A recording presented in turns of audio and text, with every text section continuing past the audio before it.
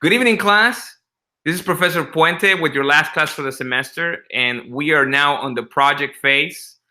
This is your presentation with Mr. Floyd, your classmate. How you doing, Mr. Floyd? Great. How are you?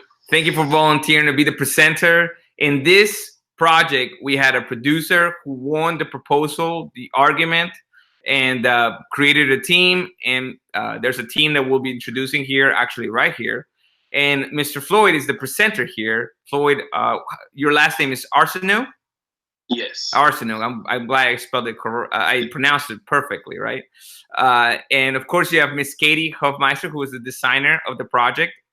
Miss Ariane, who was another designer, Amanda, Erica, part of the designer team, and of course Jennifer Nandal was the producer who won the proposal. So we've entirely done an entire project for the semester where someone came up with a good argument, won it, created the team, and this is the product you see here today. So hopefully, and this is all part of an online class. None of us have seen each other face to face, which I think is great because it's so 2019, and we are still here in front of you giving you a little presentation. So let's begin with what the argument that won was about, and this is about, I'll begin it because I'm the one that kind of put the subject together, which is what is enlightenment. Have you read the essay? Yes. Good. What do you think about the essay? What is enlightenment? I agree with it 100%. It kind of reminds me of something I talked about in my Principles of Management class. Okay. And it kind of goes hand in hand with like maturity and you kind of like figuring yourself out in a way. And right. I really agree with that. You know, it's Immanuel Kant. So, and I want to tell you, Mr. Floyd, actually one of my favorite philosophers. I don't agree with everything he says.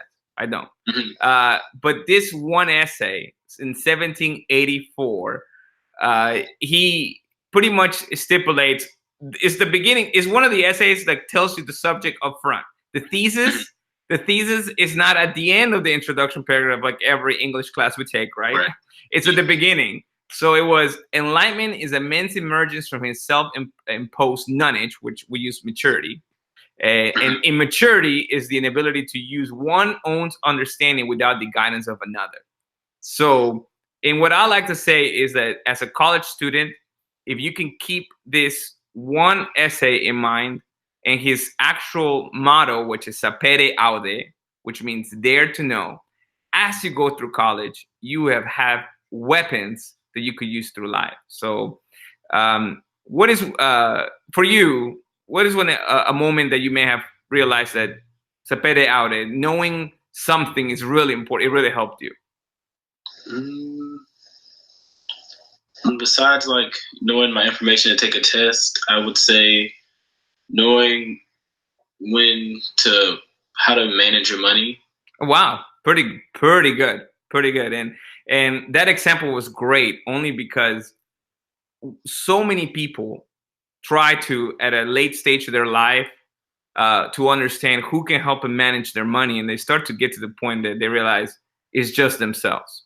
Yeah. The interest is only for you to grow your own, because they start to get these managers, these actual financial managers who somehow always guided back to commission or guided back to payments. And it seems to go back to, well, you may need to understand what you're doing for you to grow your own wealth. So great example. And let's go from Immanuel Kant on how it relates to non-traditional teaching methods, which is like what we're doing right here, right? Online class. What do you think about this slide? I feel lives as a whole, I think it's like a really good feature to have for online classes. Okay. Because most of the time it's like, it's basically self-taught sometimes, because most teachers don't really give you everything. You have to kind of research it deeper besides what the book says and what the little stuff they give you online. So it's a little bit of sapere aude, right? Dare to know for yourself. Yeah. And I will tell you this, online education has been hurt a lot because people don't know if it's even an adequate type of education, Floyd. It's a real shame. But when it's done correctly, when it's done in the essence of please understand it for yourself, I believe it actually goes deeper than the typical face-to-face structure. So it's a hurdle. is an absolute hurdle. And this is just with college overall. So many students work hard to get their grade, but forget to grab the knowledge, right? Yeah. Forget to get the product. So freedom to learn. So you have here with Kant in his essay, he says, it is more nearly possible, however, for the public to enlighten itself indeed, if it is only given freedom. Enlightenment is almost inevitable. It's almost Kant saying like we're gonna run into enlightenment, right? At some point we will, yeah.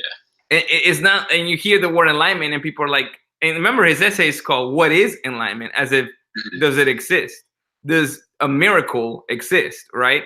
But he's actually saying if you're just given the freedom to learn, just like in online education, you may just run into it on your own, right? That's the whole phrase of sometimes the blind squirrel gets the nut. It just finds it, right? So let's go to the next slide from your team. Pros and cons of online schooling. Could you take us from the cons on your end? Okay, little face-to-face interaction. Okay. The need for more self-discipline to get work done. Okay. Lack of time management skills, and requires more self-direction. Right. And the irony here is that the last one is what Kant wanted to say. You should have more self-direction, but it's almost seen as self-direction as a con in our society, right?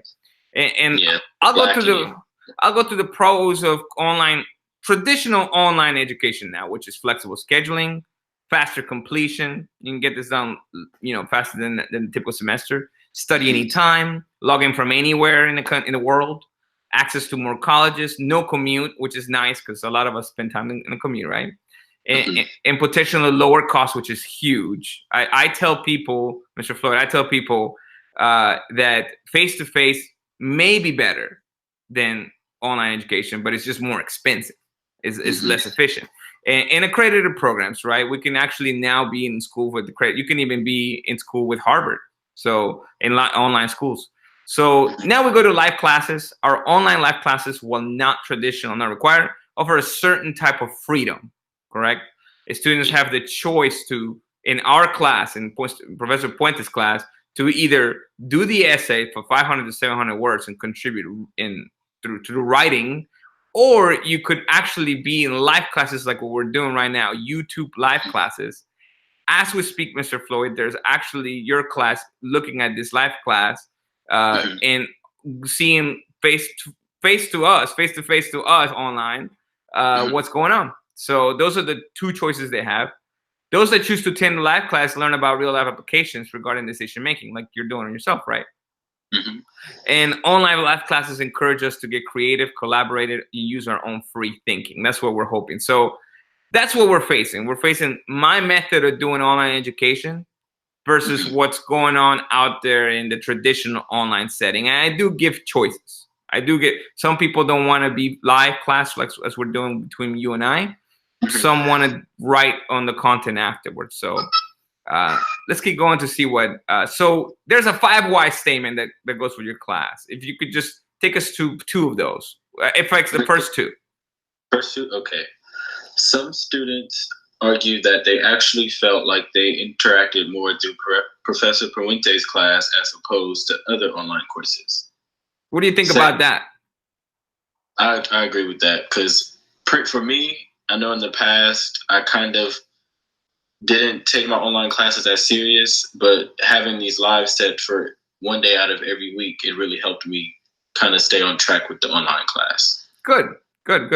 I'll take you to number 2, which is, Professor Puente, synchronous. And this is what I'm really proud of you guys. You guys picked up the term, the education, College of Education term of online education. Right now, Mr. Floyd, there's 2 schools of thought on online education. One is asynchronous, which means not at the same time. We put it out on the internet. You come back whenever you like. And synchronous, which is what we're doing right now as we speak, having a class live.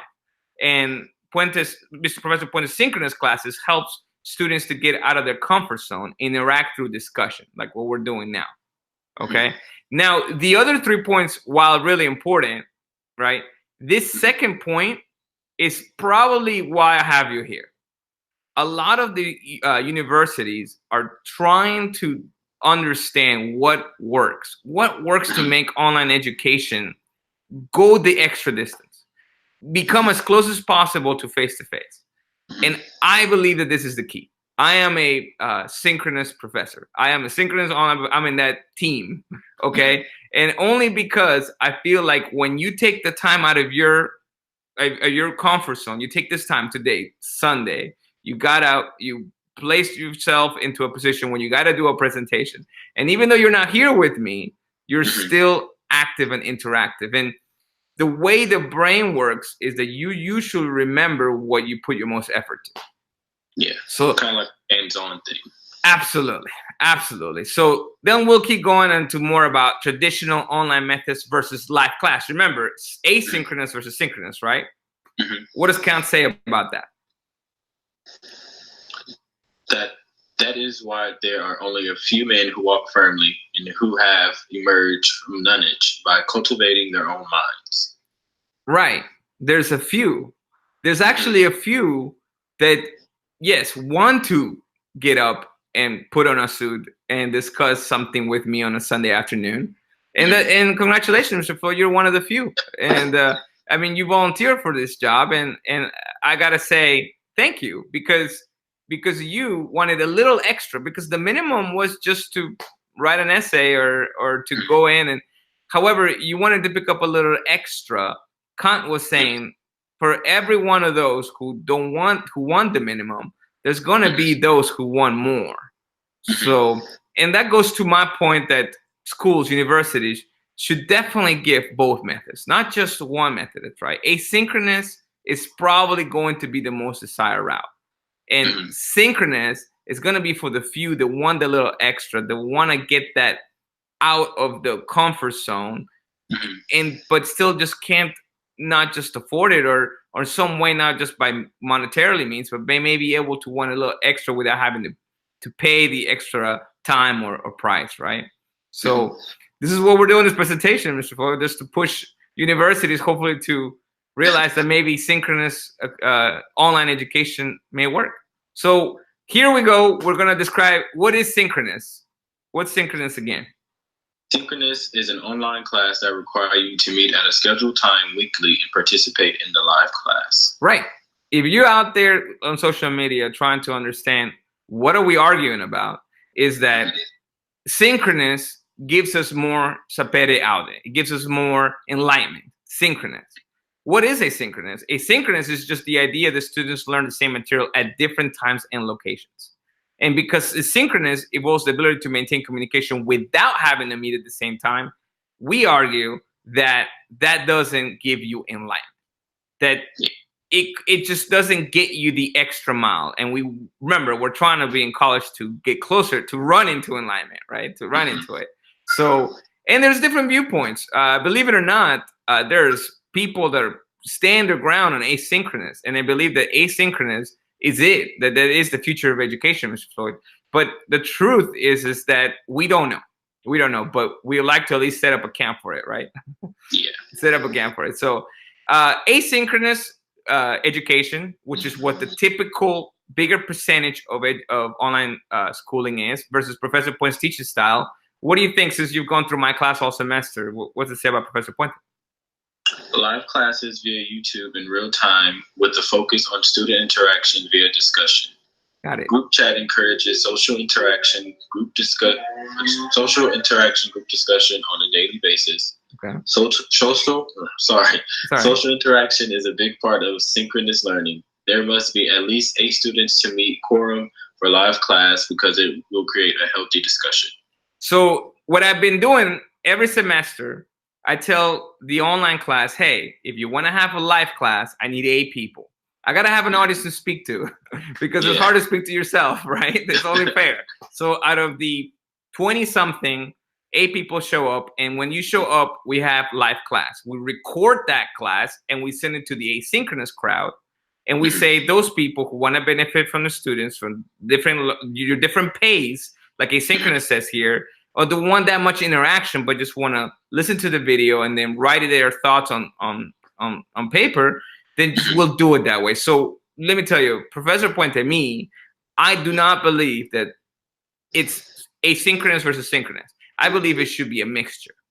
So this is where we're hoping. It's just that we're hoping the universities realize to add that little bit of sauce of synchronous to the people that want a live interaction, that want a little extra from the online, and then just create a better soup, right? A better soup where the enlightenment can actually occur. So hopefully this is what's happening with this presentation. So you put a graph together. Yes. And I guess this is comparing asynchronous versus synchronous education as in favorability. Is that what it is? Yes, throughout the past 3 years. Throughout the past years, is the United States kind of poll? Yes. Okay, got it. All right, and then you've actually put a poll together in our class, right? Yes, we did. Yes, we did. Evaluated criteria based on factual matters. So you asked the class, and 42.1% of the class prefer Professor Puente's method. 47.4 said that it helped a little, that they thought it helped a little, and 10% still wanted traditional. So some people would think that's reverted, but in the class is about 22, and overall, I mean, I could see that these numbers still have some percentage on whichever method they want, which is good. Good. I'm glad you guys used that in the presentation. That was good idea. Thinking outside the box, right? What's it say? According to an article about teaching innovation, use of diverse coaching techniques was designed to encourage innovativeness and foster student creativity, push students through roadblocks in the innovative process, help guide students out of their comfort zones, and reflect various types of supervision students might encounter in their futures. So Kant keeps actually stating that part about comfort zone. It's just he uses a different 1784 word, right? But it always goes back to that, getting you out of your comfort zone. If you're in a comfort area, you're probably not going to learn. Learning is outside the box, exactly what it's stating in this slide. So that was a good slide. Kant goes to talking about, grades and learning. The spirit of freedom is spreading beyond the boundaries, which he meant in Prussia, even where it has to struggle against external hindrance established by a government that fails to grasp a true interest. When one does not deliberately attempt to keep men in barbarism, they will gradually work out of the condition by themselves. So again, Kant speaking, getting out of your comfort zone. In his era, it was an era he thought the government was not adequate, but we needed to get out of a comfort zone to get a better government. And whether people believe we have a great government today or we could have a better government, he's still saying we should get out of a comfort zone to make it so, right? So, right. So it never hurts to go towards Sapere Aude, dare to know, right? Dare to know, and that's what we're trying to do. So how does grading affect online learning? When grades aren't frequently, students tend to get anxious, which we've been experiencing. But yeah, it's very true, by the way. A lot of people care a lot about their grades, which I believe, me too. I've been a student for years. Actually about 12 years I've been a student. I am just becoming a PhD candidate, hopefully very soon. But you worry about your grades, right? But what about that last statement? By removing the burden of grades, students can freely immerse themselves in learning. The journey to releasing oneself from grades isn't easy, but like Kant said, they will gradually work out of that condition by themselves. In other words, what I try to tell you, Mr. Floyd, is that you're not going to get your grades until a certain date. Okay? And I promise it to you. So that way no one asks, and maybe they just concentrate on how's the learning. Now, with grades, I'm very sensitive with. I want people pay their money for certification, which is great. But at the end of the day, another part of education is knowledge. And that's important here. If you can pick up the knowledge and the grades and the certification, then you're going to be okay. So remember, education could be certification and knowledge together. And that's what I'm hoping to get there, right? So in conclusion, go ahead. It is a fallacy to assume any teaching method is better than another in terms of helping students achieve enlightenment. Through our intellectual humility developed in Professor Puente's class, we will evolve into better decision makers. With the cognitive effort in our sacred right, we can take the road less appealing in order to reap the full benefits of achieving educational enlightenment.